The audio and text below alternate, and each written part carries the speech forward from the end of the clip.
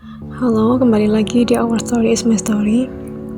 Di sini kita saling bercerita karena kadang cerita orang lain bisa jadi cermin buat hidup kita sendiri.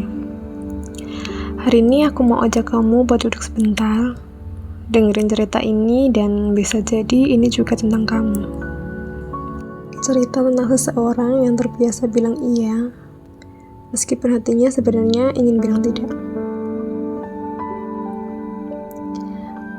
Aku sering bilang iya, gak apa-apa, terserah kamu aja, ikutin kamu aja deh.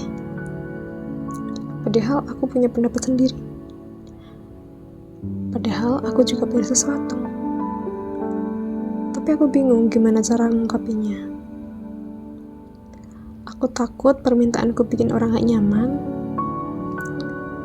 takut bikin kecewa, takut dibilang merepotkan. Jadi aku tahan semuanya sendiri, dan akhirnya jadi kebiasaan. Aku lebih sering ngikutin orang lain daripada nanya ke diri sendiri. Sebenarnya aku maunya apa? Aku tahu ini bukan hal kecil, karena makin lama aku makin gak kenal sama diriku sendiri.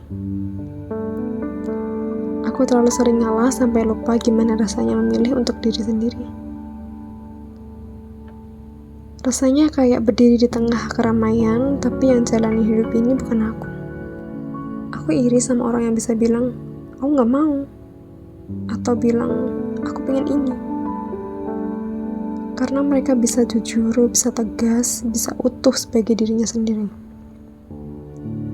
Sedangkan aku terus-terusan menyesuaikan diri, padahal kadang dalam hati aku gak nyaman.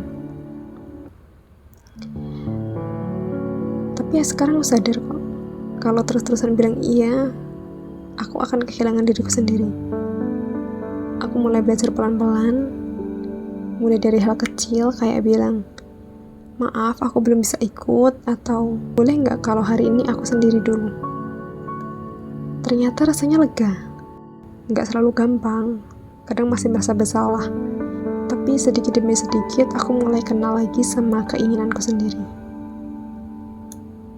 Dan itu penting. Kalau kamu juga sering bilang iya, padahal hatimu ingin berkata lain, pelan-pelan aja. Kita bisa belajar bilang enggak tanpa merasa bersalah. Karena hidup bukan tentang menyenangkan semua orang, tapi tentang jujur sama diri sendiri. Dan kalau kamu berani mulai dari hal kecil, itu udah langkah besar. Terima kasih udah nemenin cerita ini sampai habis. Kalau kalian punya cerita yang sama, boleh banget tulis di kolom komentar. Atau kalau kalian punya cerita yang ingin aku bacain di episode berikutnya, komen atau DM aja ya, karena mungkin ceritamu bisa menguatkan orang lain juga. Sampai ketemu lagi di Our Story is My Story selanjutnya. Bye-bye.